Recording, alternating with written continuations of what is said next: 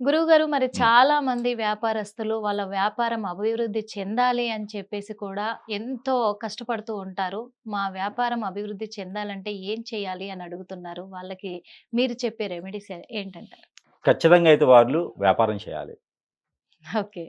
అయితే వాళ్ళు వ్యాపారం చేయాలనే దృష్టి ఉన్నప్పుడు హ్మ్. వేరే ఏం ఆలోచించకూడదు.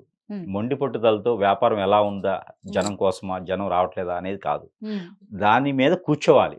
ఓకే. నిగ్రహంగా ఉండాలి. ఇవాళ లాస్ వచ్చిందిగా అని చెప్పేసి రేపటి రోజు ఇంకోటి చూసుకోవడం లాంటివి చేయకూడదు. హ్మ్. దాని మీద దృష్టి సారించాలి. లాస్ అయినా, లాభమైనా, కష్టమైన, నిష్ఠూరమైన మనం పెట్టాం కాబట్టి ఎవరో వచ్చి చేస్తారని కాకుండా ఓకే. మొండిగా, మూర్ఖత్వంగా దాని మీదే కూర్చొని చేసే వాళ్ళకే సక్సెస్ ఉంటుంది. హ్మ్.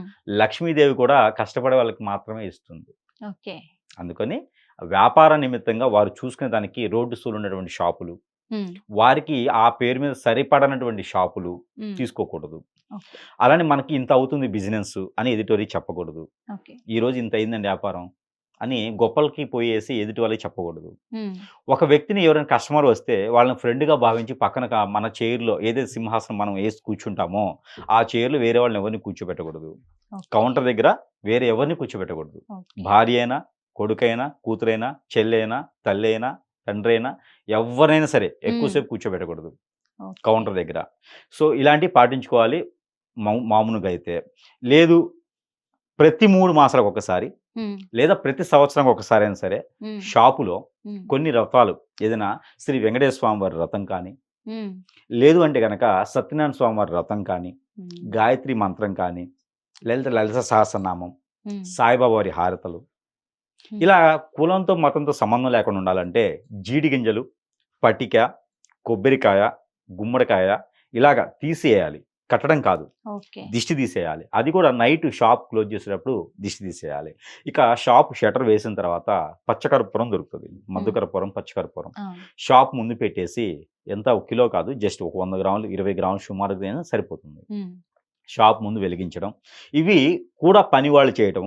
హ్మ్. అక్కడ ఎవరో చేయటం కాదు. ఆ యజమాని ఎవరైతే ఉన్నారో వారితో చేయించాలి. వారే చేయాలి. ఓకే. వారే దిష్టి తీయాలి. హ్మ్. వారే అది కాల్చాలి.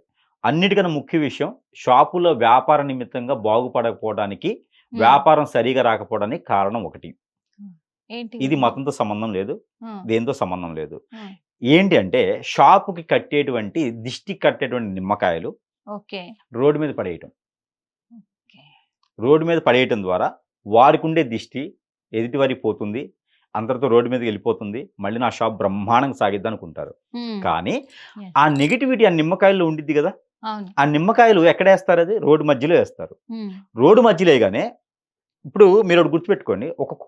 ఒక జంతువు కుక్క గాని, పిల్లి గాని ఇలా ఉంటాయి. ఒక 2 రోజులు మీరు ఆహారం వేయండి. హ్మ్. ఏం చేస్తదది?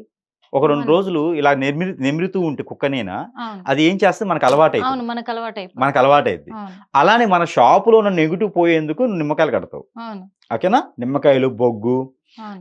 ఉప్పు అవును. లేకపోతే పచ్చిమిరపకాయలు హ్మ్. ఇలా కట్టేటువంటి విధానాలు కొన్ని ప్రాంతాల్లో ఉన్నాయి. అవును. అవి ఏం చేస్తామంటే మన షాప్ ముందు కరెక్ట్‌గా అలా ఏసేస్తాం అవును. రోడ్డు మీదకి. అవును. అలా విసిరి వేస్తే అవి తొక్కడమో, దాటడమో ఏదో జరుగుతది. ఆ పగిలిపోయినెమ్మటే ఏమవుతదది? దానిలో ఉన్న నెగెటివ్ అందరూ అనుకుంటారు షాప్‌లో వాళ్ళు, ఆ తొక్కినోడికొస్తదని. అవును. అంతే గదా! అవును. తొక్కినోడికొచ్చేస్తదని. అవును. అలవాటైంది ఎవరు కుక్కలు గాని, పిల్లులు గాని ఎవరికి అలవాటైద్ది? షాపు వాళ్ళకి అలవాటయింది. అది తొక్కగానే ఆ నెగెటివ్ ఎటేస్తది? మళ్ళీ షాప్‌కే వస్తది. మళ్ళీ మళ్ళీ ఇది మళ్ళీ కరెక్టే. కొనుక్కొచ్చుకోవడమే. ఇది అది కరెక్టే. తొక్కగానే అది అవును. పగిలిపోగానే ఇప్పుడు బిడ్డ పుడతాడు. అవును. పుట్టగానే తల్లిదండ్రుల స్పర్శ జ్ఞానంతో తెలుసుకుంటాడు. అవును. అలానే దానిలో ఉన్న నెగెటివ్ మళ్ళీ పరిగెత్తుకుంటూ పట్టుమని వాడి మొహానికి కొట్టిద్ది. యెస్. నేనొచ్చేసాను ఎక్కడికి పోలేదురా బాబు. నేను ఇక్కడే ఉన్నాను. నువ్వెలా చేస్తావో చూస్తా అని జెప్పేసని ఎక్కడ కూర్చునిద్దంటే పెద్దమ్మ నెత్తిన కూర్చుంటది. అది ఓకే. పెద్ద రోజు రోజు పెరుగుతున్నిద్ది గదా!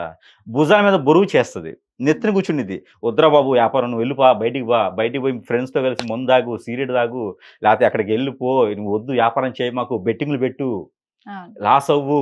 లేపోతే నీ ఎంత చూస్తా" అని చెప్తది ఆ చెడు. అవును. మనకి సరిగ్గా కూర్చొనివ్వదక్కడ. అప్పుడు వ్యాపారం ఎక్కడ చేస్తారు మీరు? చేయలేరు. యెస్. సరే పోనీ వ్యాపారం చేశాడంటే ఎవ్వడో ఒకడు తగులుతాడు సాయంత్రానికి అప్పుడు. హ్మ్. వాడికి ఇయ్యాల్సొస్తది. లేదంటే ఇంట్లో ఏదైనా సమస్యొస్తది. ఓకే. ఇక మిగిలిచ్చేదేం ఉండదు మీరు.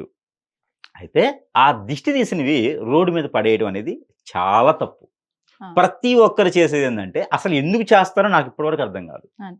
ప్రతి ఒక్కరు ఏం చేస్తారంటే, నా షాపుకున్న దిష్టి నా కళ్ళ ముందు రోడ్డు మీదకేస్తే ఎవడో తొక్కుతాడు. చూస్తుంటాడు ఇంకా. ఎవరైనా వ్యాపారం మానేసి దాటుతున్నారా లేదని. తొక్కాడా, నంబర్ రాసుకుంటాడు బండి నంబరు. ఈ నంబర్ పెట్టాడు, తొక్కేసాడు అని చెప్పి. అది వాడు తొక్కినోడికి ఏం కాదు. వాస్తవంగా అయితే దాటినోడికి, తొక్కినోడికి ఏం కాదండి. అది కేవలం మళ్ళీ ఈ షాపులోకి వస్తది.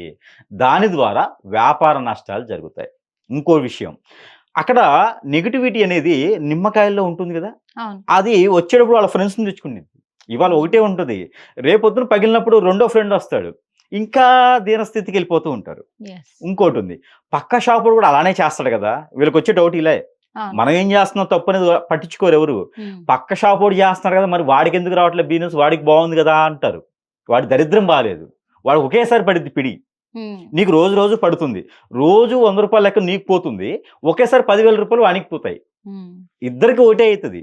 వాడికి కిస్మత్ బావుంటది. అది. వాడికి అదృష్టం కొంచెం బాగుండేసి కొంచెం బిజినెస్ నడుస్తది. అక్కడ యెస్. షాప్ వాస్తు గానియండి, హ్మ్. అదృష్టం కానియండి, ఆ పెట్టిన వేళ విశేషం కానియండి, బోణి గానియండి, అక్కడ ఉన్నటువంటి కాంటిటీ ప్రకారంగా నడుస్తది. వాడు ఒకేసారి పెడతాడు. హ్మ్. ఏ హాస్పిటల్‌కో, లేకపోతే ఏ పెళ్ళిళ్ళకనో, ఏ దానికనో పెడుతూ ఉంటాడు. పెడుతూ ఉంటాడు. ఒకేసారి ఇదవుతది. ఎవరు బాగుపడేదైతే ఉండదు. ఓకే. అందుకని ఆ దిష్టి తీసినవి ఏవైతే ఉన్నాయో అవి చెత్త కుప్పలో వేయటమా, హ్మ్. లేకపోతే షాప్‌కి దూరంగా ఎక్కడ తొక్కని వాటి దగ్గర పొదరగొండ చెట్లు, నీళ్ళల్లో అలా హ్మ్. పడేయడం ద్వారా ఈ షాప్‌కున్న నెగెటివ్ అనేది పోతుంది. అప్పుడు వ్యాపార నిమిత్తంగా బావుంటుంది. బావుంటుంది. ఇంకోటి, హ్మ్. స్నానాలు చేయకుండా, హ్మ్. పూజలు చేయకుండా, యెస్. ఏ ధూపం వేయకుండా యెస్. షాపుల్లో కూర్చుంటే బిజినెస్ అనేది నడవదు. నడవదు. నెగటివిటీ వస్తది. అవును. ఇంకొకటి, ప్రతిరోజు కూడా ఇది ప్రతి ఒక్కరు చేయాల్సిన రెమెడీ. ప్రతిరోజు కూడా దిష్టి ఎలా అయితే తీస్తామో అదే విధంగా షాపుకి, తనకి 2 కలిపేసి ఒక రూ. 56 హ్మ్. దిష్టి తీసి ఎవరికైనా ఇచ్చేయటం. లేదా ఏదైనా అమ్మవారికో, అయ్యవారికో, స్వామివారికి గుడిలోకి ఇవ్వటం. ఓకే. లేదా ఏదైనా కొనేసి ఆ వస్తువు కొన్నది ఏదైనా అడుక్కునే వాళ్ళకు, పేదవాళ్ళకు పంచిపెట్టడం. హుహు. ఇది చేస్తే షాపు అనేది పాజిటివిటీ ఉంటుంది. హుహు. అప్పుడు బిజినెస్‌లనేది ఖచ్చితంగా రన్ అవుతాయి. చాలా సింపుల్ రెమెడీస్. నిజంగా సింపుల్ రెమెడీస్ చెప్పారు గురువుగారు. మీకు నిజంగా ధన్యవాదాలు.